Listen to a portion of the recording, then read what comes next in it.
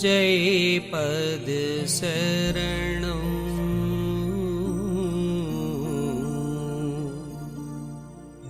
श्री यशोरूप चरणं शरणं। जय सद्गुरुदेव जय पद शरणं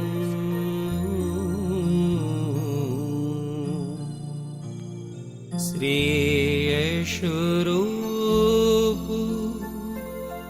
चरणं शरणं।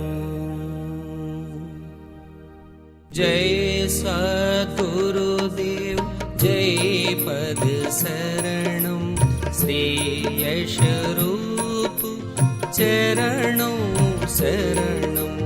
जय सद्गुरुदेव जय पद शरणं श्री यशोरूप चरणं शरणं। जय सद्गुरुदेव जय पद शरणं श्री यशोरूप चरणं शरणं। जय सद्गुरुदेव जय पद शरणं श्री यशोरूप चरणं शरणं। जय सद्गुरुदेव जय पद शरणं श्री यशोरूप चरणं शरणं। जय सद्गुरुदेव जय पद शरणं श्री यशोरूप चरणं शरणं।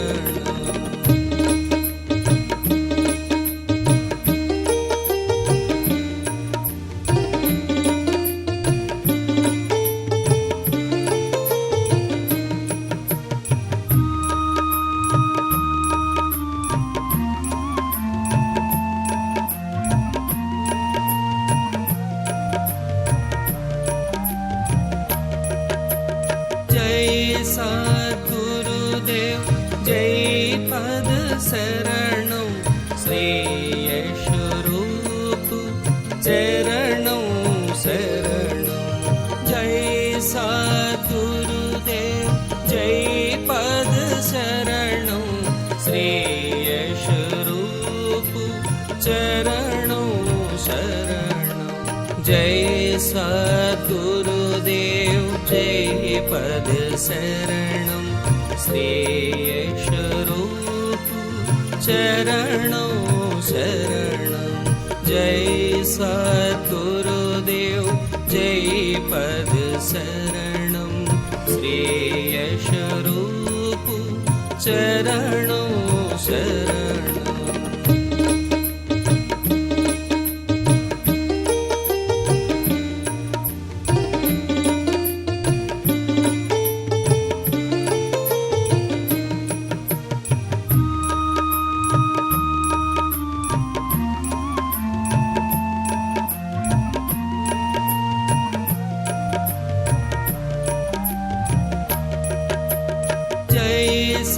सद्गुरुदेव जय पद शरणं श्री यशोरूप चरणं शरणं।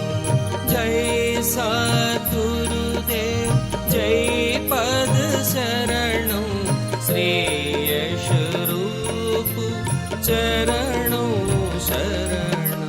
जय सद्गुरुदेव जय पद शरणं श्री यशोरूप चरणं शरणं। जय सद्गुरुदेव जय पद शरणं श्री यशोरूप चरणं शरणं।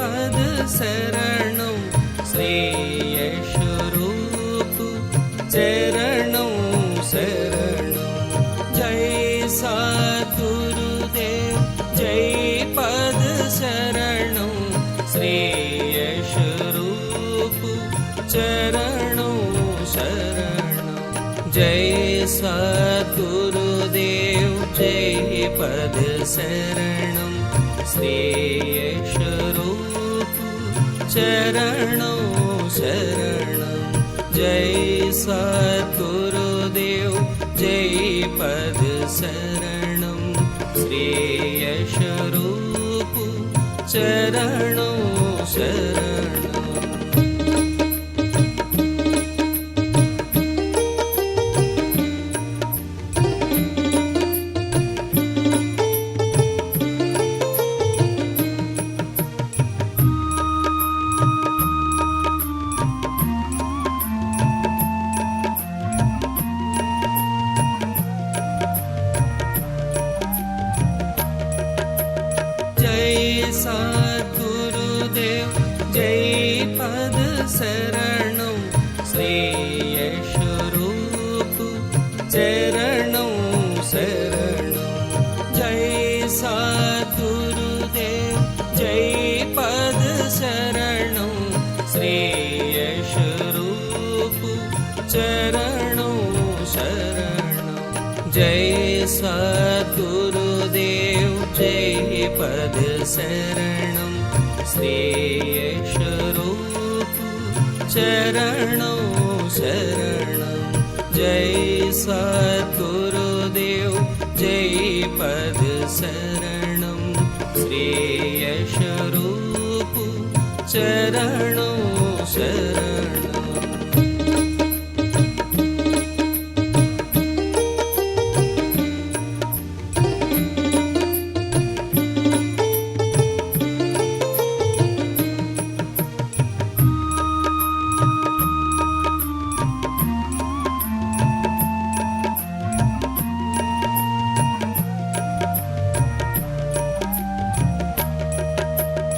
जय सद्गुरुदेव जय पद शरणं श्रेयस्वरूप चरणं शरणं सद्गुरुदेव जय पद शरणं श्रेयस्वरूप चरणं शरणं जय सद्गुरुदेव जय पद शरणं श्रेयस्वरूप चरणं शरणं जय सद्गुरुदेव जय पद शरणं श्रेयस्वरूप चरणं शरणं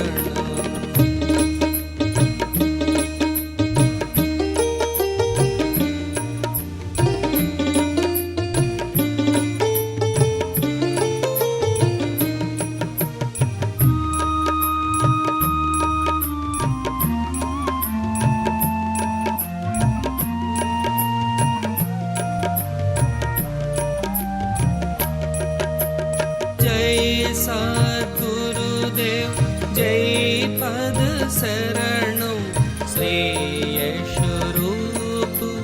चरणं शरणं सद्गुरुदेव जय पद शरणं श्रेयस्वरूप चरणं शरणं जय सद्गुरुदेव जय पद शरणं श्रेयस्वरूप चरणं शरणं जय सद्गुरुदेव जय पद शरणं श्रेयस्वरूप चरणं शरणं जय सद्गुरुदेव जय पद शरणं श्रेयस्वरूप चरणं शरणं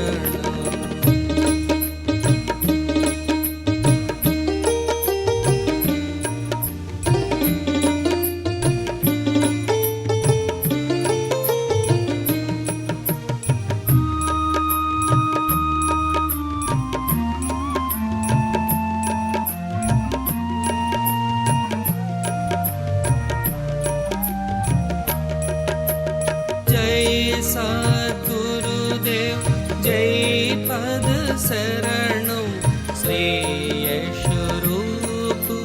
चरणं शरणं जय सद्गुरुदेव जय पद शरणं श्रेयस्वरूप चरणं शरणं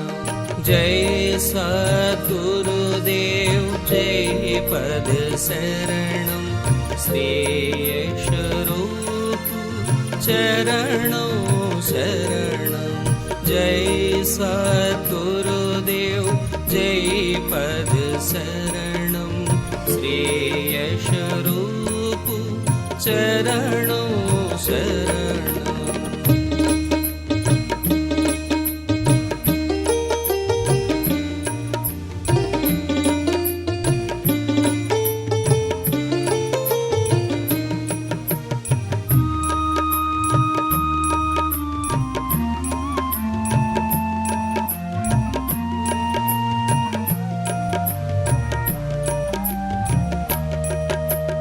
जय सद्गुरुदेव जय पद शरणं श्रेयस्वरूप चरणं शरणं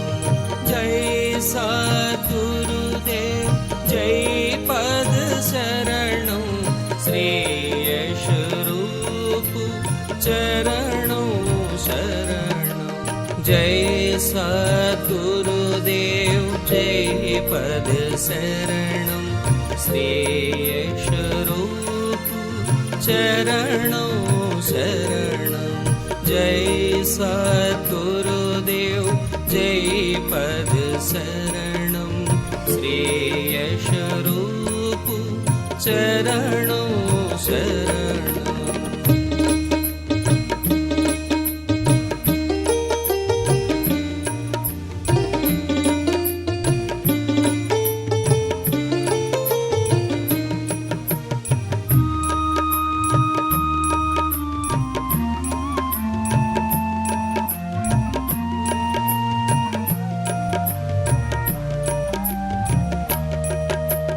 जय सद्गुरुदेव जय पद शरणं श्रेयस्वरूप चरणं शरणं सद्गुरुदेव जय पद शरणं श्रेयस्वरूप चरणं शरणं जय सद्गुरुदेव जय पद शरणं श्रेयस्वरूप चरणं शरणं जय सद्गुरुदेव जय पद शरणं श्रेयस्वरूप चरणं शरणं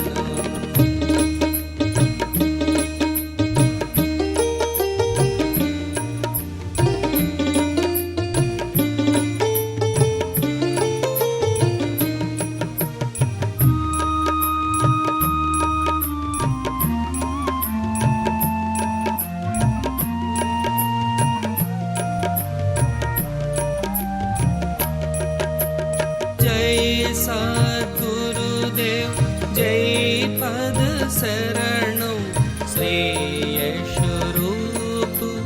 चरणं शरणं सद्गुरुदेव जय पद शरणं श्रेयस्वरूप चरणं शरणं जय सद्गुरुदेव जय पद शरणं श्रेयस्वरूप चरणं शरणं जय सद्गुरुदेव जय पद शरणं श्रेयस्वरूप चरणं शरणं जय सद्गुरुदेव जय पद शरणं श्रेयस्वरूप चरणं शरणं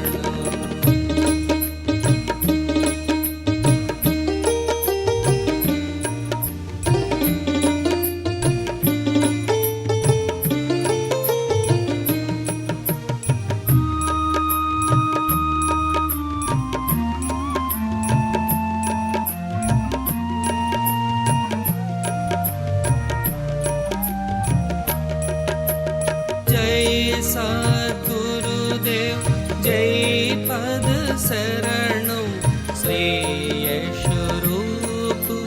चरणं शरणं जय सद्गुरुदेव जय पद शरणं श्रेयस्वरूप चरणं शरणं जय सद्गुरुदेव जय पद शरणं श्रेयस्वरूप चरणं शरणं जय सद्गुरुदेव जय पद शरणं श्रेयस्वरूप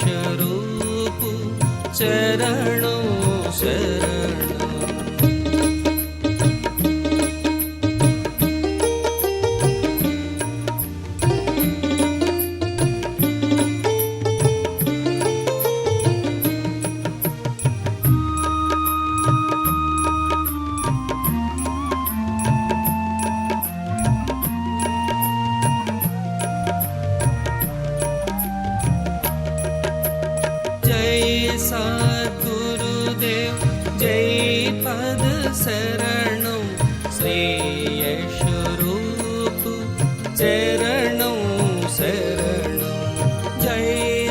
सद्गुरुदेव जय पद शरणं श्रेयस्वरूप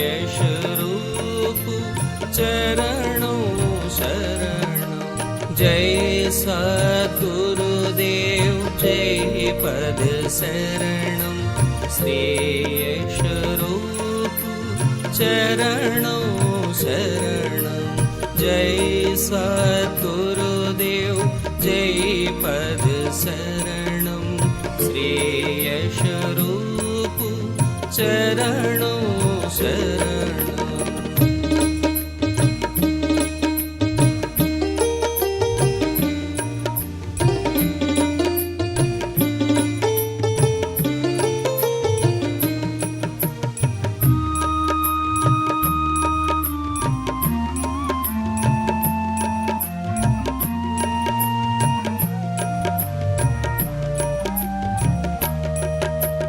जय सद्गुरुदेव जय पद शरणं श्रेयस्वरूप चरणं शरणं सद्गुरुदेव जय पद शरणं श्रेयस्वरूप चरणं शरणं जय सद्गुरुदेव जय पद शरणं श्रेयस्वरूप चरणं शरणं जय सद्गुरुदेव जय पद शरणं श्रेयस्वरूप चरणं शरणं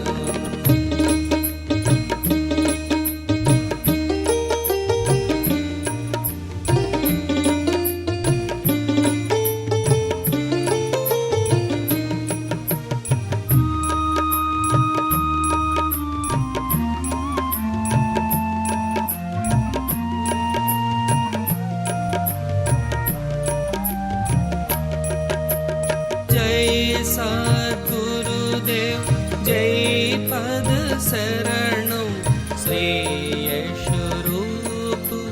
चरणं शरणं जय सद्गुरुदेव जय पद शरणं श्रेयस्वरूप चरणं शरणं जय सद्गुरुदेव जय पद शरणं श्रेयस्वरूप चरणं शरणं जय सद्गुरुदेव जय पद शरणं श्रेयस्वरूप चरणं शरणं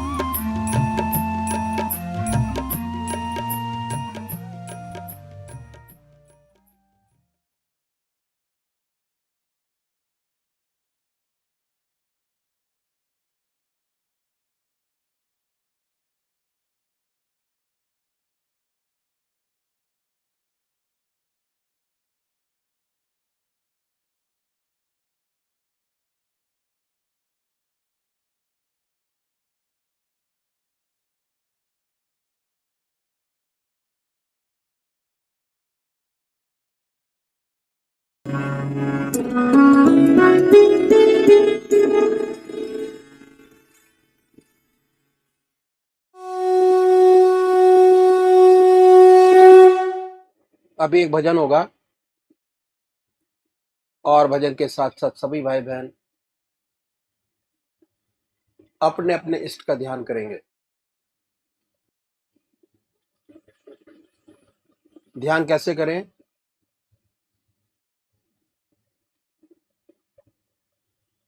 अखिल भारतीय संत मत सत्संग की तरीकत मैं आपके सामने रखता हूं।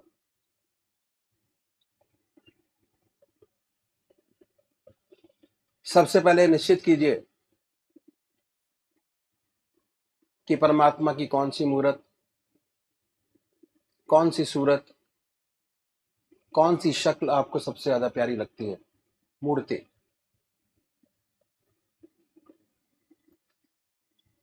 किसी से पूछने की जरूरत नहीं, अपनी आत्मा से प्रश्न कीजिए कि भगवान का वो स्वरूप जो आपको सबसे ज्यादा प्यारा लगता है उसको चुनें।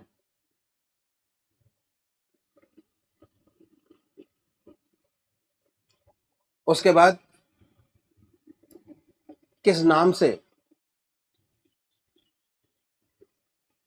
आप उनको याद करेंगे उसको भी चुने। मंत्र तो क्या हुआ, दो चीज आपने चुनी, एक अपना इष्ट देव और एक मंत्र। उसके बाद पूजा के स्थान पर जाइए, जिस स्थान पर बैठे हैं, जिस आसन पर बैठे हैं उसी आसन पर बैठे, बड़े प्यार से धूप बत्ती अगरबत्ती जलाएं, बड़े आराम से बैठिए और बैठने के बाद ये महसूस कीजिए कि आपका इष्ट शरीर आपके सामने विद्यमान है।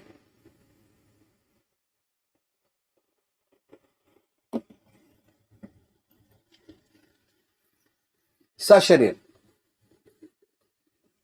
भावना से अपने इष्ट को अपने सामने बनाए।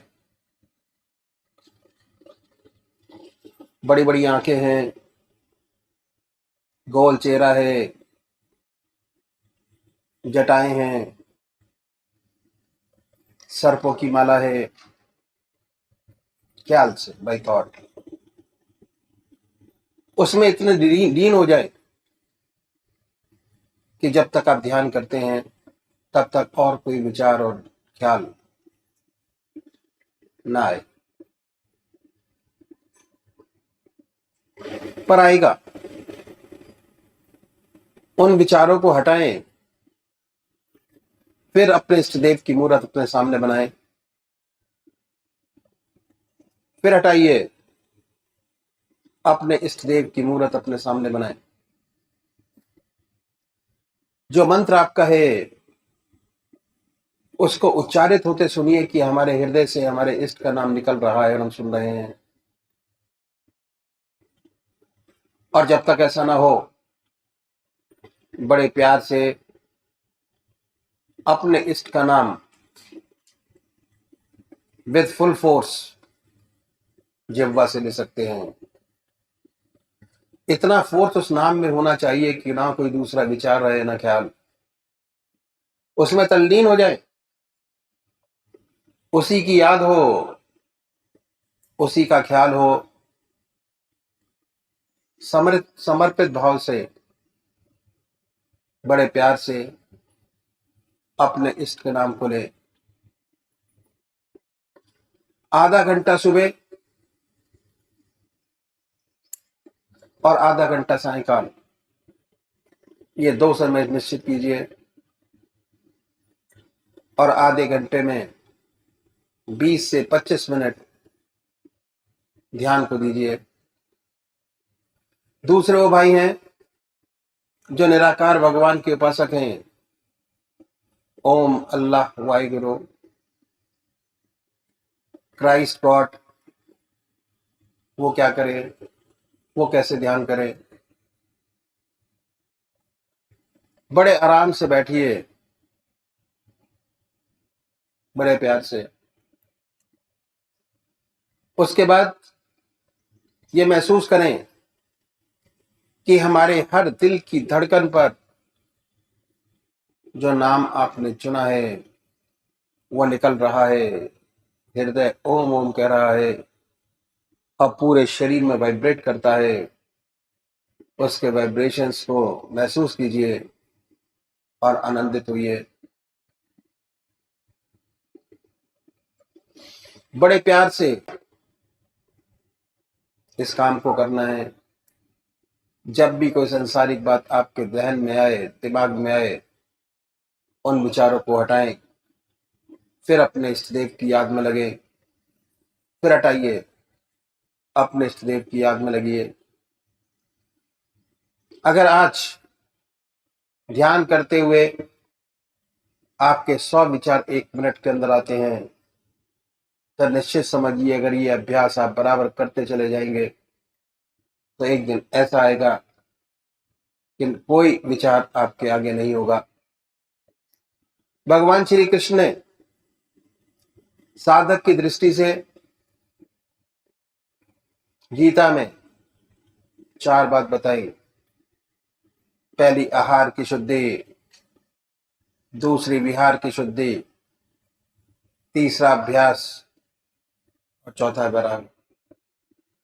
अभ्यास, अभ्यास पर बहुत भारी जोर है और सारी जिंदगी हम एक चीज का अभ्यास करते चले जाते हैं और उसकी परफेक्टनेस पर देखते चले जाते हैं।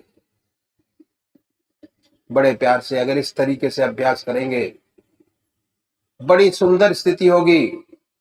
जब भी आप अपने इष्ट देव के चरणों में विश्राम चाहेंगे, बड़े प्यार से विश्राम मिलेगा। ना कोई दूसरा विचार रहेगा, ना ख्याल, और हमारी आत्मा हमारे मन को देखती रहती है। वो बताती है कि हम क्या सोच रहे हैं। जब विचार हट जाए, अपने इष्ट देव के चरणों में फिर दोबारा उस चीज को पकड़े, अपने इष्ट देव को दोबारा अपने इष्ट देव में ध्यान लगाइए। तो अभी एक भजन होगा और भजन के साथ साथ सभी भाई बहन अपने अपने इष्ट का ध्यान करेंगे।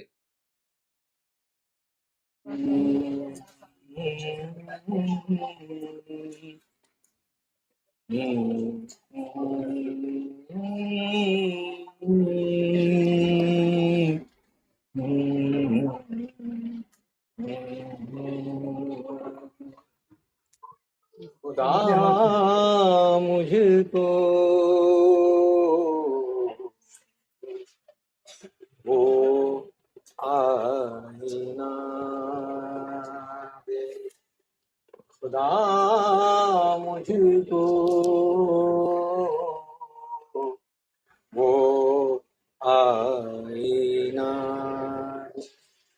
सिवा पीर के कुछ दिखाई न दे, खुदा मुझको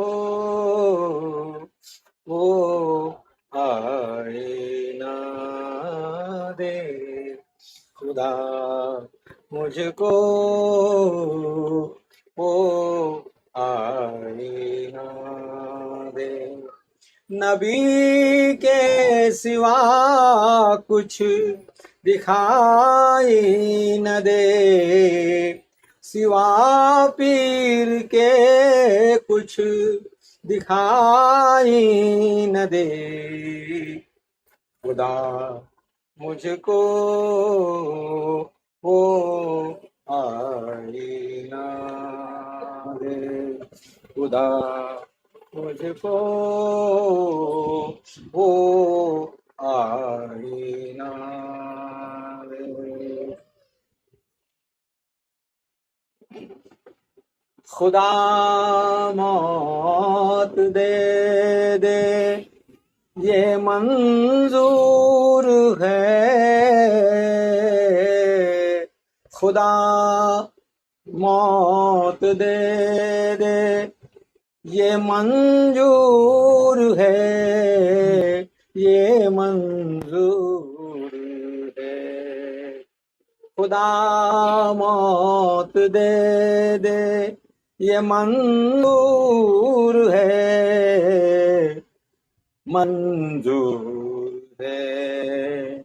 मेरे पीर से पर जुदाई न दे, मेरे पीर से पर जुदाई न दे। खुदा मुझको वो आए ना दे, खुदा मुझको वो आए ना दे। सिवा पीर के कुछ दिखाई न दे, नबी के सिवा कुछ दिखाई न दे। खुदा मुझको वो आए ना दे, खुदा मुझको वो आए ना दे। मुझे ऐसी जन्नत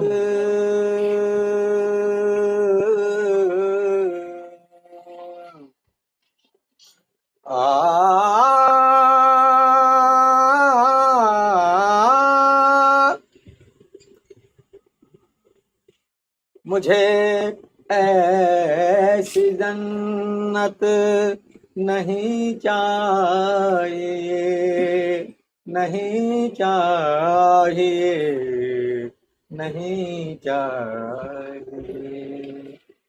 मुझे ऐसी जन्नत नहीं चाहिए, जहां से दरे पीर, जहां से दरे पीर दिखाई न दे। खुदा मुझको वो आए ना दे, खुदा मुझको वो आए ना दे। सिवा पीर के कुछ दिखाई न दे, नबी के सिवा कुछ दिखाई न दे। खुदा मुझको वो आए ना दे, खुदा मुझको वो आए ना। पीर में चारागाह, पीर में चारागाह।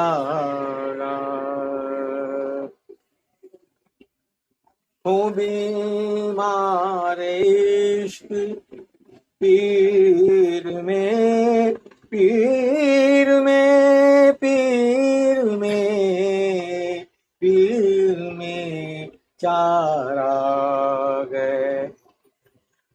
हूँ बीमार इश्क पीर में चारागाह।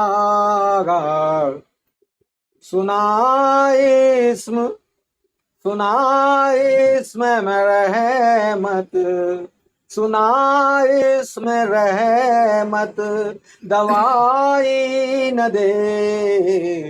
खुदा मुझको वो आए ना दे, खुदा मुझको वो आए ना दे।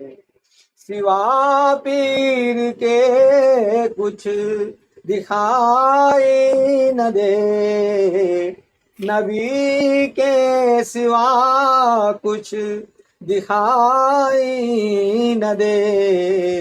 खुदा मुझको वो आए ना दे, खुदा मुझको मुझको वो आईना दे। दरे पीर है ना, दरे पीर खैरात, दरे पीर खैरात मिलती रहे। दरे पीर खैरात मिलती रहे, मिलती रहे, मिलती रहे। दरे पीर खैरात मिलती रहे। खुदा दर बदर की गदाई न दे, खुदा दर बदर की गदाई न दे। खुदा मुझको वो आईना दे। खुदा मुझको वो आईना दे। सिवा पीर के कुछ दिखाई न दे, नबी के सिवा कुछ दिखाई न दे। खुदा मुझको वो आईना दे। खुदा मुझको वो आईना दे।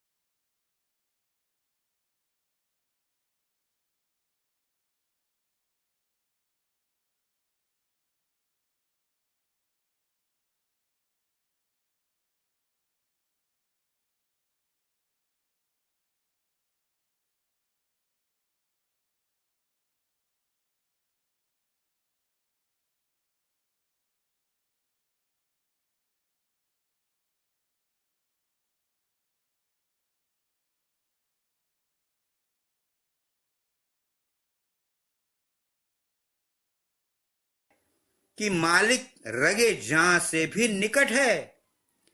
अपने सारे गुण औसाफ मालिक के गुणों के अधीन हो जाते हैं और उनमें मालिक के गुणों की सुंदरता, पाकीज़गी और महिमा प्रकट होती है। तत्पश्चात जब तीसरा पर्दा फिर साफ होता है तो यहां साक्षात्कार यानी मशाहिदा की सूरत खुलती है। अपना अहंकार शुद्ध होता है, यहां तक कि ज्ञान और अनुभव भी यहां लुप्त होने लगते हैं। यहां पर सत प्रकाश यानी तजल्लिय जाति का भान खुलता है और सुध-बुध सब मारी जाती है। केवल हैरत ही हैरत चकाचौंध रहती है।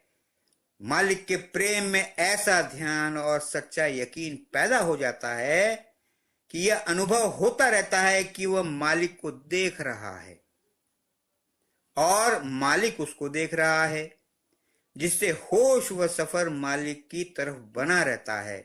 वरना अभ्यासी तनिक सी बेतरतीबी और अपने ऊपर भरोसा रखकर किसी की शरण न रहकर इस स्थान से बहुधा अवधूत मजजूब हो जाते हैं। जब आगे का चौथा पर्दा और खुलता है तो मुयाना की सूरत पैदा होती है, अर्थात यहां पर निज स्वरूप से मेल होता है और प्रेम, जज्ब, साक्षात्कार यानी मशाहिदा और अहंकार का भी पता नहीं रहता। केवल सत्प्रकाश बोलता रहता है। सत्प्रकाश की महिमा यह भी है कि जहां पर यह प्रकट होता है यही बोलता है और कोई अन्य वस्तु या अवस्था इसके सामने टिक नहीं सकती। केवल उसी का बोलबाला रहता है। अंत में पांचवें दर्जे पर आत्म साक्षात्कार हो जाता है और अपनी बेशूरी का भी ज्ञान नहीं रहता, बेशऊरी का भी ज्ञान नहीं रहता। यह दिल आत्मा के पंच प्रकाश के ज्ञान और अनुभव का स्थान है, जिसके प्राप्त होने पर आत्मा और परमात्मा यानी जाते मुतलक का ज्ञान व अनुभव हो सकता है। इसी को पंचाग्नि विद्या, पंच प्रकाश, पंच नाम, पंच तजल्लियत के भान यानी इनयकास का स्थान कहते हैं। अब थोड़ी देर के लिए श्री सद्गुरुदेव जी महाराज शांत हो आंखें बंद करके फिर ध्यानावस्थित हो गए। इसी बीच एक देवी ने प्रश्न किया कि महाराज, हम लोग तो अपने पतियों के अधीन रहती हैं, जैसे वो चलाएं चलना पड़ता है। हम लोगों के लिए भी क्या कोई रास्ता है ताकि भव बंधन से मुक्त हो जाएं और भक्ति प्रेम का जीवन बिता सकें? आपने उत्तर देते हुए कहा कि घर की देवियां तो घर का सारा वातावरण ही बदल सकती हैं। अगर उनमें सच्ची भक्ति का उदय हो जाए तो उनके साथ साथ सारे घर का ही उद्धार हो जाए। तत्पश्चात आपने निम्नलिखित रोचक कहानी बड़े प्रेम से सुनाई। गोपालपुर में देवीदास नाम के एक प्रतिष्ठित सज्जन रहते थे। कुछ खेती बाड़ी भी होती थी, परंतु मुख्य व्यवसाय महाजनी का था। अपने कारोबार में वे बड़े चतुर और चलते पुर्जे थे। आसामी को 10 रुपया देते तो 15 का कागज लिखवाते। 25 रुपया सैकड़े से 75 और 100% का सूद। मजाल क्या कि एक दफा कर्ज लेकर आदमी 3 पुश्त तक उनसे छुटकारा पा जाता। अगर कहीं जगह जमीन फंस जाती तो 10-5 बरस बाद अवश्य ही उनकी ही हो जाती। इसके सिवाय वो बड़े मिलनसार, हंसमुख, सहनशील और मृदभाषी थे। शायद यही गुण उनके रोजगार के मुख्य सहायक थे, या असल में वे ऐसे स्वभाव के थे ही, चाहे बनावटी हो, क्योंकि असली रूप में किसी से सहानुभूति या हमदर्दी करते कभी नजर नहीं आए। कभी दरवाजे पर भूखा भिखारी आ गया तो उसे तो कुछ देना दूर, समय पर इष्ट मित्रों और नातेदारों तक को टरका देते थे। यह था उनके सद्गुणों का असली पहलू। रामदत्त उनका इकलौता बेटा था। वो भी बाप के शील स्वभाव का तो था, मगर दिल का कुछ नरम था। उसका विवाह एक भले घर की सुशील कन्या के साथ हो गया। ईश्वर जिस घर पर कृपा करता है उसे किसी न किसी तरह किसी संत से मिला देता है। ये जरूरी नहीं कि वे साधु रूप में ही हों, कोई माता रूप में, कोई पिता रूप में मिलते हैं, कहीं भाई बहन, शत्रु मित्र, स्त्री नौकर, स्वामी, साधु आदि आदि नाना रूपों में मिल जाते हैं। अनेक पिताओं और माताओं ने अपने पुत्रों को, भाइयों ने भाइयों को, पतियों ने स्त्रियों को और स्त्रियों ने पतियों को शिक्षा दी। रावण को शत्रु रूप में रामचंद्र जी और आनंद को मित्र रूप में श्री बुद्ध देव जी मिले थे। पूर्व जन्म के पुण्य प्रताप से रामदत्त की स्त्री भी सुशील, सत्संगिनी और ईश्वर भक्त थी। उसने घर में आकर जब अपने ससुर और पति का यह हाल देखा तो उसे बड़ा दुख हुआ। वो बराबर उन लोगों को सुमार्ग यानी सही रास्ते पर लाने की फिक्र में रहती और ईश्वर से प्रार्थना किया करती थी। दैव योग से एक दिन एक महात्मा इनके घर पधारे। दरवाजे पर आवाज दी। सत्यवती यानी रामदत्त की स्त्री की इच्छा हुई कि भिखारी को भीख दे दूं, परंतु वहां तो कभी भिखारी को भीख मिलती ही न थी। वो बोली, महाराज, हमारे घर ताजा भोजन नहीं बनता, बासी ही खाया जाता है। भिखारी चला गया। उसकी सास ने देवीदास के घर आने पर उससे शिकायत की और बोली कि यह बहू घर की झूठी फजीयत करती है, कहती है कि हमारे घर ताजा भोजन बनता ही नहीं। देवीदास ने सत्यवती को डांटा और पूछा कि तूने ऐसी झूठी बात क्यों कही। वह हाथ जोड़कर बोली, पिताजी, मैंने झूठ नहीं कहा। आपको ईश्वर ने खूब धन संपत्ति दी है। यह आपके पिछले पुण्यों का फल है जिसे आप भोग रहे हैं। गोया आप बासी भोजन करते हैं, परंतु इस जन्म में आपके यहां कुछ भी पुण्य नहीं होता। यही ताजा भोजन का बनना है। सत्यवती की इस बुद्धिमानी पर देवीदास बड़ा प्रसन्न और मन में लज्जित भी हुआ और हुक्म दिया कि मोटे मोटे अनाज का आटा दे दिया करो। अब भिखारियों को भीख मिलने लगी। कुछ दिन बाद सत्यवती ने उन्हें फिर शिक्षा देने की ठानी। एक दिन मौका पाकर उसने भिखारियों को दिए जाने वाले आटे की रूखी सूखी रोटियां बनाई। जब देवीदास भोजन करने बैठा तो थाली में वही मोटी मोटी रोटियां उसके सामने आई। तब तो देवीदास बहुत बिगड़ा। अपनी स्त्री को बुलाकर डांट कर बोला कि घर में सब कुछ मौजूद है, फिर क्या बात है कि मेरे लिए ये रूखी सूखी मोटे अनाज की रोटियां परोसी गईं। उसने सत्यवती से पूछा कि तूने साग, भाजी, दाल या घी कुछ भी ना परोसा और ये मोटे अनाज की रोटियां कैसे? सत्यवती ने हाथ जोड़कर देवीदास को सुनाते हुए कहा,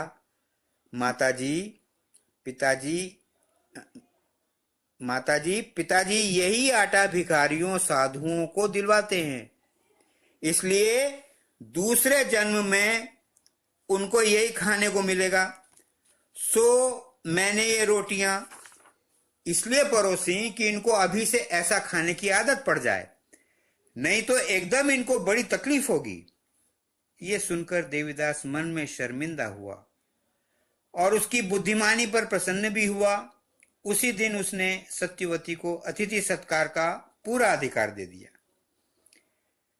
दंडी सन्यासियों के लिए नियम है कि तीसरे पहर के समय, जबकि घरों से धुआं उठना बंद हो जाए, चूल्हे की आग बुझ जाए, गृहस्थ लोग भोजन कर चुके हों, ऐसे समय गांव में जाकर 5 घरों से मधुकरी यानी रोटी दाल की भिक्षा कर लाएं। ऐसे ही समय पर देवीदास के दरवाजे पर स्वामी आनंदगिरी ने नारायण हरि की आवाज लगाई। पति और ससुर घर पर न थे। बहुत दिनों बाद साधु की आवाज सुनकर और खग जाने खग ही की भाषा की कहावत के अनुसार सत्यवती ने आवाज सुनकर समझ लिया यह कोई संत हैं। केवल वेशधारी ही नहीं, आंगन ही से सामने होकर हाथ जोड़कर दंडवत की और प्रश्न किया, इतने सवेरे क्यों? आनंदगिरी बोले, मृत्यु को देखता हूं। फिर स्वामी जी से पूछा, तुम्हारी उम्र क्या है? सत्यवती ने कहा, 12 वर्ष। आनंदगिरी बोले, तुम्हारे पति की क्या अवस्था है? सत्यवती ने कहा, 8 वर्ष। आनंदगिरी जी बोले, तुम्हारे सास जी की कितनी उम्र है? सत्यवती ने कहा, 3 वर्ष। आनंदगिरी जी बोले, और तुम्हारे ससुर जी की? सत्यवती बोली, वे अभी पैदा ही नहीं हुए। यह कहकर उसने स्वामी जी को भिक्षा कराई। इतने में देवीदास आ गए, क्योंकि स्वामी जी भिक्षा कर ही चुके थे, चलते बने। वे देवीदास के कल्याण की जड़ पाने से जी में बड़े संतुष्ट थे। महात्माओं को चाहिए ही क्या, भिक्षा तो बहाना मात्र था। घर पहुंचने पर देवीदास की स्त्री ने देवीदास से पुत्रवधू की शिकायत की कि वह सन्यासी के साथ न मालूम क्या उल्टी सीधी बकवास करती रही। देवीदास ने सत्यवती को बुलाकर डांटते हुए पूछा कि तूने ऐसी बातें क्यों कही? सत्यवती हाथ जोड़कर बोली कि पिताजी, मैंने ठीक कहा था। मैंने सन्यासी की कम उम्र देखकर पूछा कि इतने सवेरे क्यों? इसका मतलब यह था कि इतनी जल्दी कम उम्र में तुम ईश्वर भक्ति में क्यों लग गए? उसने जवाब दिया कि मौत को देखता हूं, अर्थात न मालूम कब मृत्यु आ जाए। एक ख्याल सदा रहता है, इससे ईश्वर भजन में जल्दी की है। फिर उन्होंने ये पूछा कि तुम्हारी क्या अवस्था है? सो हे पिताजी, मनुष्य के वे ही दिन सफल हैं जिनमें वो ईश्वर का भजन कर ले। मैंने 12 वर्ष से ईश्वर का भजन करना शुरू किया है, इसलिए मैंने अपनी आयु 12 वर्ष बताई। मेरे संग साथ रहने और देखने भालने से आपके पुत्र के दिल में भी ईश्वर प्रेम जग गया और वो भी 8 वर्ष से भजन करते हैं, इसलिए उनकी अवस्था 8 वर्ष बताई। मेरी और अपने लड़के की देखा देखी और संग के प्रभाव से माताजी के हृदय में भी भक्ति का अंकुर फूटा और 3 वर्ष से वे भी ईश्वर की याद में लग गईं, इसलिए उनकी 3 वर्ष की अवस्था बतलाई। परंतु आप में अभी तक ईश्वर भक्ति नहीं जागी, यानी ईश्वर भक्ति में अभी तक आपका जन्म ही नहीं हुआ। देवीदास के शुभ संस्कार उदय हो गए। ये बात सुनते ही उसे होश आया। एकांत में जाकर ईश्वर से अपने पापों की क्षमा मांगी, पश्चाताप किया, रोया और ईश्वर भजन में प्रेम लगा। क्योंकि समय अधिक हो गया था, सत्संग समाप्त हुआ। सब भाई बहन आनंद और मस्ती में झूमते हुए अपने अपने घर को चले गए। परमात्मा तू ही है, तेरी इच्छा पूर्ण।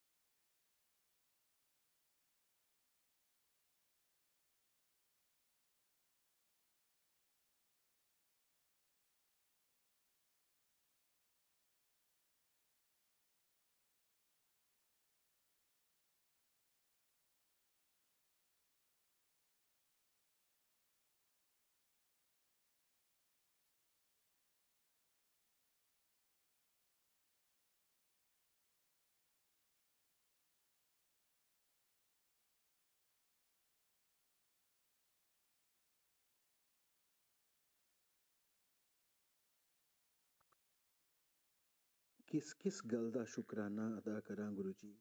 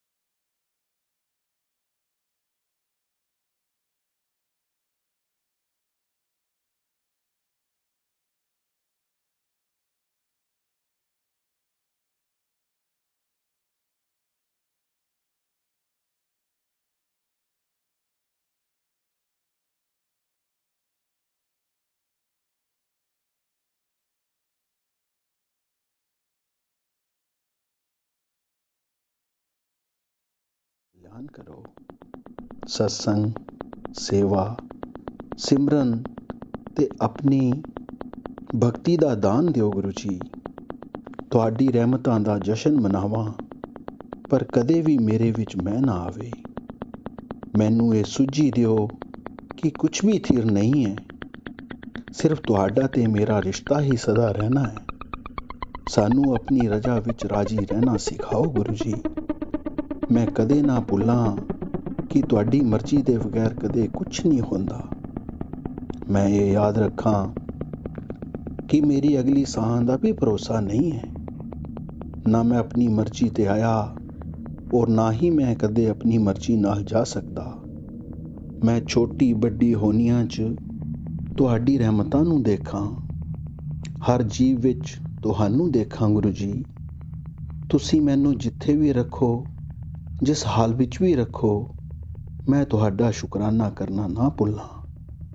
ਗੁਰੂ ਜੀ, ਜੇ ਤੁਹਾਡੀਆਂ ਰਹਿਮਤਾਂ ਪਾ ਕੇ ਵੀ ਮੈਂ ਨੀਵਾਂ ਨਹੀਂ ਰਹਿਣਾ ਤੇ ਮੈਨੂੰ ਆਪਣੀਆਂ ਰਹਿਮਤਾਂ ਨਾ ਬਖਸ਼ੋ ਜੀ।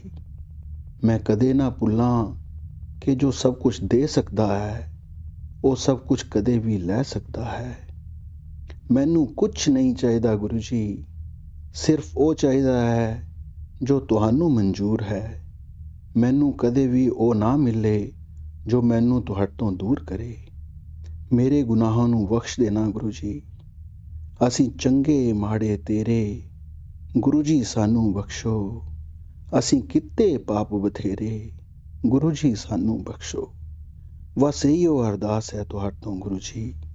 ਓਮ ਜੈ ਸਤਿਗੁਰੂ ਦੇਵ, ਜੈ ਪਤ ਸ਼ਰਣਮ।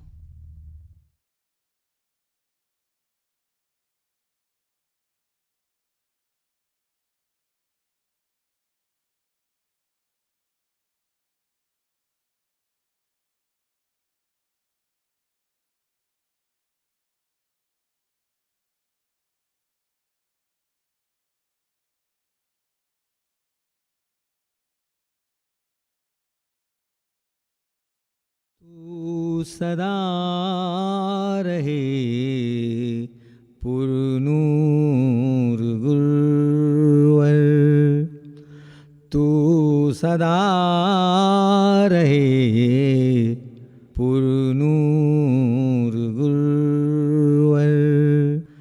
बस यही है मेरी आरज़ू, तेरा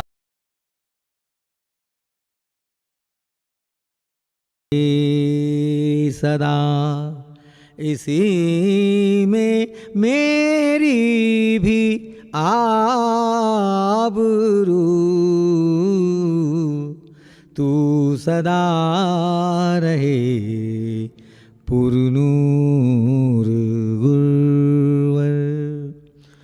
बस यही है मेरी आरज़ू, तेरा नाम रोशन रहे सदा, इसी में मेरी भी आबरू।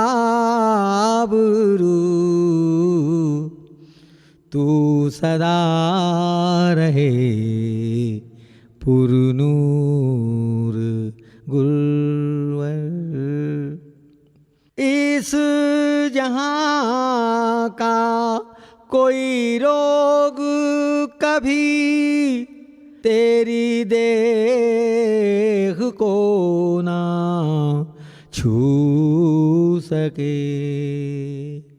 इस जहां का कोई रोग कभी तेरी देह को ना छू सके।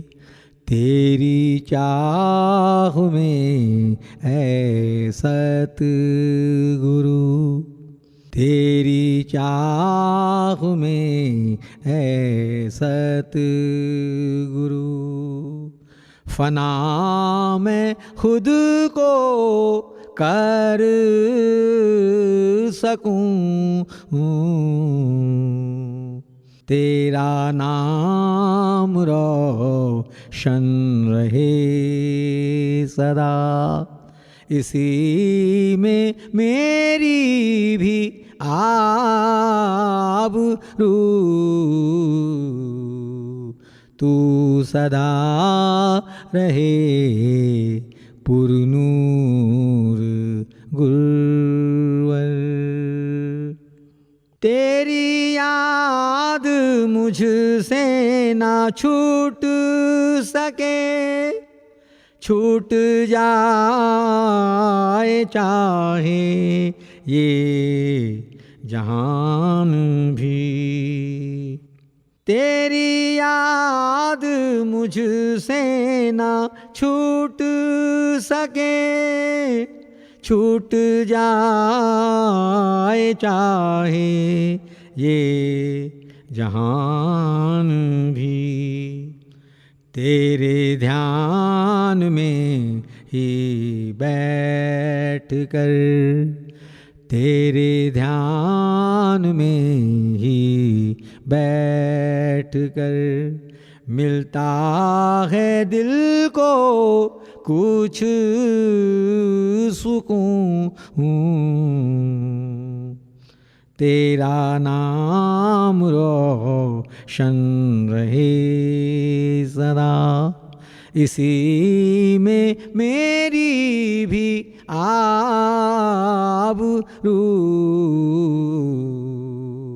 तू सदा रहे पुरनूर गुरुवर। बस यही है मेरी आरज़ू, तेरा नाम रोशन रहे सदा। इसी में मेरी भी आबरू,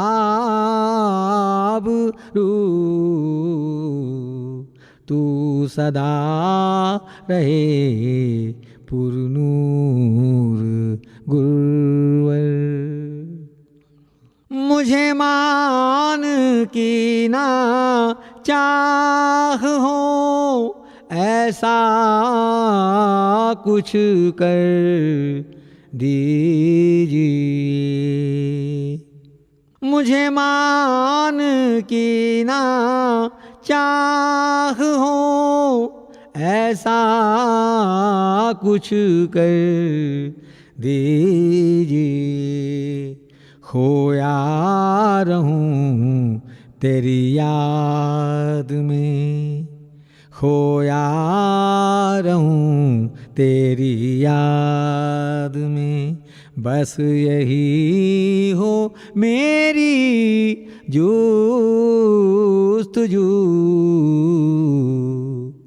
तेरा नाम रोशन रहे सदा।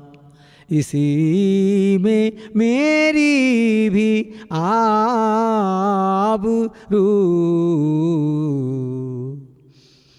तू सदा रहे पुरनूर गुरुवर। तेरे नाम रूप का ध्यान हो मेरे दिल की बस खुराक हूँ। तेरे नाम रूप का ध्यान हो, मेरे मन की बस खुराक हो।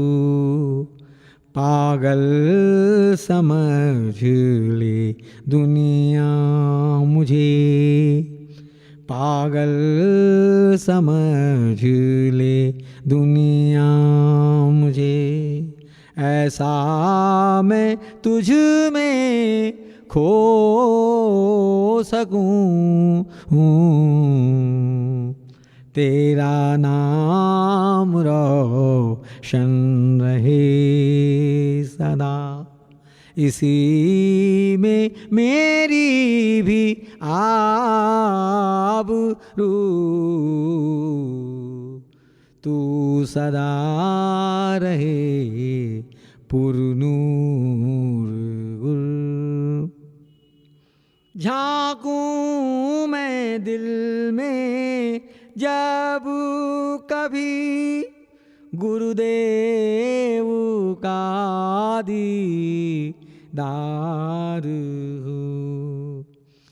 झांकूं मैं दिल में जब कभी, गुरुदेव का दीदार हो।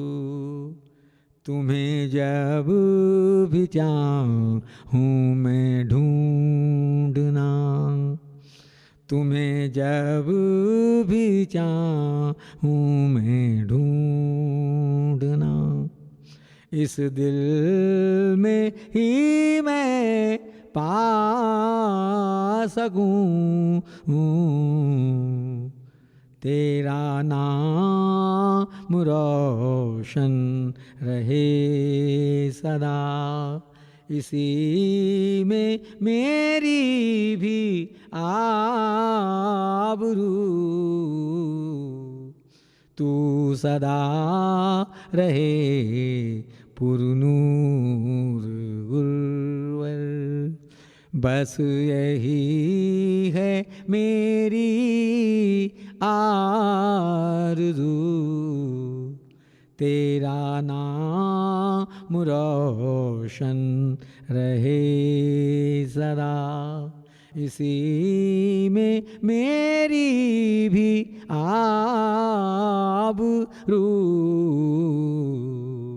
तू सदा रहे पुरनूर गुरवर। बस यही है मेरी आरज़ू, तेरा नाम रोशन रहे सदा। इसी में मेरी भी आबरू, तू सदा रहे पुरनूर गुरवर।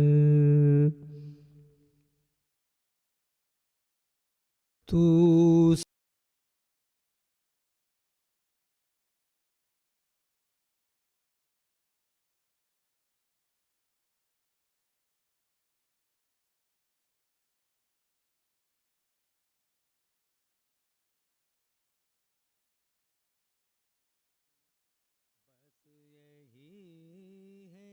मेरी आरज़ू, तेरा नाम रोशन रहे सदा। इसी में मेरी भी आबरू,